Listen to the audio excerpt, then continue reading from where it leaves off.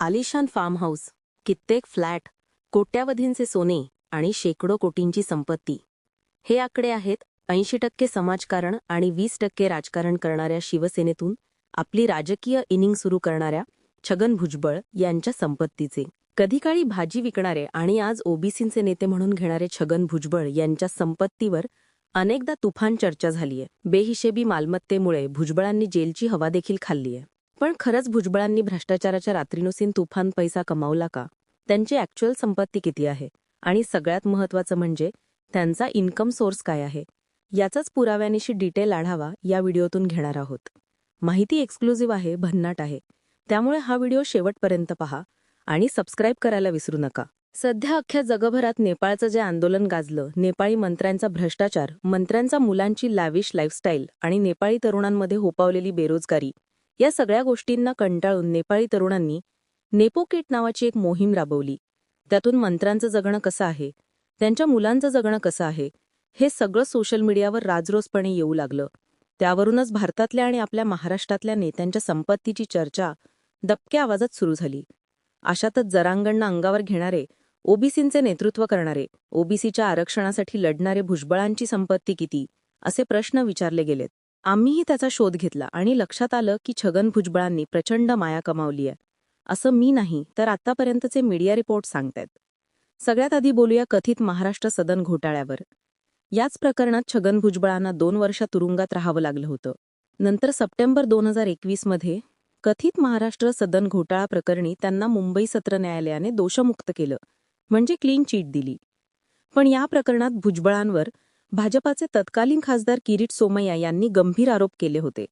त्यात प्रामुख्याने असं बोललं गेलं की भुजबळांच्या पीडब्ल्यूडी विभागाने टेंडर न काढताच आपल्या जवळच्या माणसाला कॉन्ट्रॅक्ट दिलं. 18 सप्टेंबर 2012च्या एबीपी न्यूजच्या एका बातमीनुसार या सदनाची एस्टिमेटेड कॉस्ट 52 कोटी असताना 152 कोटींना ते काम दिलं गेल्याचा आरोप भुजबळांवर केला गेला. या बातमीची लिंक मी डिस्क्रिप्शनमध्ये टाकून देईन, तुम्ही नंतर ती पाहू शकता. याच प्रकरणावरून भुजबळांच्या संपत्तीवरून तुफान चर्चा झाल्यात. क्लीन चिट मिळाल्यानंतर भुजबळांनी शायराना अंदाजातून हे सगळे आरोप फेटाळून लावले. साजिश लाखों बनती है मेरी हस्ती मिटाने के लिए, साजिश लाखों बनती है मेरी हस्ती मिटाने के लिए, तो आपकी जनता की दुआ है जो उन्हें मुकम्मल नहीं होने देते. तुमच्या सगळ्यांचे आशीर्वाद आहेत. बेहिशेबी मालमत्ता जमवण्याप्रकरणी छगन भुजबळांना थेट तुरुंगात टाकण्यात आलं. त्यानंतर अँटी करप्शन ब्युरोने भुजबळांच्या विविध मालमत्तांवर छापे टाकायला सुरुवात केली आणि हे तपास सत्र सुरू असताना भुजबळांची संपत्ती आणि मालमत्तेची जी माहिती समोर आली तिचा आकडा अनेकांचे डोळे फिरवून टाकणारा होता. याशिवाय मोक्याच्या जागेवरील मालमत्ता, महागड्या गाड्या, मोठमोठाले फ्लॅट्स यांचा आकडाही आश्चर्यकारक होता. तोही पाहूयात. 6 ऑगस्ट 2018च्या लोकमतच्या रिपोर्टनुसार भुजबळांकडे मुंबई, ठाणे, पुणे, नाशिक यासारख्या शहरात ठिकठिकाणी आलिशान घरे असल्याची बातमी प्रकाशित झाली होती. याच बातमीत त्यांची पत्नी, मुलगा आणि नातेवाईक यांच्या नावावरही वेगवेगळ्या शहरात किती मालमत्ता आहे याबाबतची माहिती देण्यात आली होती. या सगळ्या आरोपांमुळे भुजबळ अडचणीत सापडले होते. त्या काळात काही मीडिया चॅनल्सने तर भुजबळांच्या प्रॉपर्टीचे आकडे हजारो कोटींच्या पुढे दाखवले होते. भाजपचे अनेक नेत्यांनी त्यांच्यावर हजारो कोटींच्या घोटाळ्याचे आरोपही केले होते. नंतर पुलाखालून बरंच पाणी वाहून गेलं. भुजबळांना क्लीन चिट मिळाली. ज्या भाजपने भुजबळांवर आरोप केलेत तेच भुजबळ भाजपसोबत सत्तेत सामील झालेत. मग भुजबळांची खरी संपत्ती किती? तर याबाबत खुद्द छगन भुजबळांनीच निवडणूक आयोगाला माहिती दिली. भुजबळांनी 2024 मध्ये येवला मतदारसंघातून निवडणूक लढवली. यावेळी त्यांनी निवडणूक आयोगाला प्रतिज्ञापत्र सादर केलं. त्यानुसार भुजबळांकडे एकूण 11,20,14,000 रुपयांची संपत्ती आहे.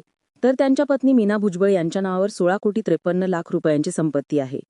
भुजबळ यांच्या नावावर 24,56,000 कर्ज आहे.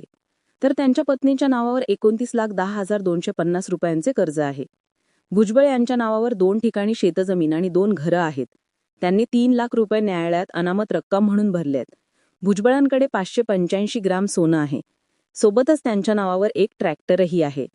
भुजबळांच्या पत्नी मीना भुजबळ यांच्या नावावर 2,38,02,052 रुपयांची जंगम मालमत्ता आहे.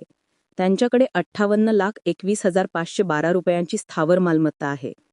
याशिवाय 23,56,000 किमतीचे 515 ग्राम सोनं, 8,37,000 किमतीचे 8,500 ग्राम चांदी आणि 22,09,000 रुपयांच्या इतर मौल्यवान वस्तू आहेत. मीना भुजबळ यांच्या नावावर एक पिकअप वाहनही आहे. यात विशेष गोष्ट अशी की 2019च्या तुलनेत छगन भुजबळांच्या संपत्तीत 42 लाख रुपयांची वाढ झाली आहे, तर मीना भुजबळांच्या संपत्तीत 3,35,00,000 रुपयांची वाढ झाली आहे. भुजबळांच्या प्रॉपर्टीची ही लांबच लचक लिस्ट मी वाचून दाखवली. साहेबांच्या कागदोपत्री संपत्तीचा जरी विचार केला तरी तिचा आकडा 27 ते 28 कोटींच्या घरात जातो. आता भाजी विकणाऱ्या भुजबळांनी इतकी संपत्ती कुठून कमवली, असा प्रश्न जर का तुम्हाला पडला असेल तर त्याचं उत्तर खुद्द भुजबळ साहेबांनीच दिलंय. 15 ऑक्टोबर 2022ला भुजबळ साहेबांचा अमृत महोत्सव होता, म्हणजे त्यांनी वयाची 75 गाठली. या निमित्ताने मुंबईत एका कार्यक्रमाचं आयोजन करण्यात आलं होतं. कार्यक्रमाला शरद पवार, उद्धव ठाकरे, अजित पवार, फारुख अब्दुल्ला यांसह अनेक दिग्गज नेत्यांनी हजेरी लावली होती. याच कार्यक्रमात भुजबळांनी त्यांच्या संपत्तीबद्दल एक भारी वक्तव्य केलं, जे एबीपी माझाने प्रकाशित केलंय. त्यात भुजबळ म्हणतात की मी पहाटे 3 वाजतापासून भाज्या विकायचो. हळूहळू भाज्या थेट कंपन्यांना विकण्याचा कॉन्ट्रॅक्ट घेतला. आम्ही हळूहळू कंपन्या सुरू केल्या आणि त्यानंतर पैसा उभा राहिला. माझ्या मोठ्या भावाने खूप कष्ट केले. भाजी आणून माझगावच्या फुटपाथवर आम्ही विकायचो. खूप काही सहन केलं. हळूहळू धंदा वाढत राहिला. भाऊ 3 वाजता जायचा, मी 5 वाजता जायचो. त्यानंतर मोठमोठ्या कंपन्यांचे कॉन्ट्रॅक्ट मिळायला लागली. ट्रक भरून भाजी पाठवायला लागलो. खूप कष्ट केले आणि लोक म्हणतात एवढी संपत्ती कुठून आणली. म्हणजे भुजबळांनी भाजी विकून ही संपत्ती जमा केली असा त्यांचा अप्रत्यक्ष दावा आहे.